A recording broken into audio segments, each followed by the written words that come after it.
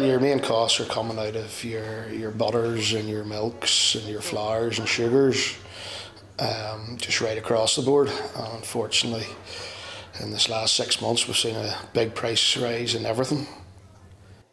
Gareth Corrie explaining the problems around costs in the bakery sector. But Gareth has other business interests, and they're all linked to food production. Well, we also do beef farming, dairy farming and butcher shops as well, and especially in the beef farming it's getting very, very tight because of the cost of meal and labour costs and just the actual purchase price of the actual animal. It's very hard to make a living at it. The food chain is a costly thing. It starts with the ground, the seed, all that have to be bought and then fed. And with rising interest rates, cash flows are being pushed. It's an ever-growing issue. Do you know, the costs that are going into production, they just keep rising. Now, whether that is electricity, labour being a major one, fuel, fertiliser, all those things, they just keep creeping up. And that's, you know, across the board of food production. Emily McGowan is the director of Millbank Farm Shop, and most of its produce is from her family's farm. She says direct retail lessens the risks and gives additional income.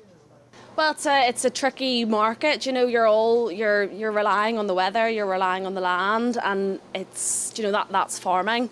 Now we have a farm shop now, so we're able to, you know, spread that risk and be able to supply the shop, not only other wholesalers. As with most of the UK, produce prices to the farm gate are being kept low, and farms are now cutting back on larger retail productions. As a business, we are slowing down and more or less stopping large-scale vegetable production because it's just not viable, unfortunately, anymore for us. The importation of food is a risk, and will future generations take the gamble? It's a very volatile market for supermarkets. Are the Spanish farmers going to plant the tomatoes and the peppers next year if they're not getting the money for the produce? Well, I'm a young farmer, and there are many other young farmers coming into the industry, which is very exciting for the industry, that there's a future. But there is only going to be a future if farmers get the right money for what we are producing.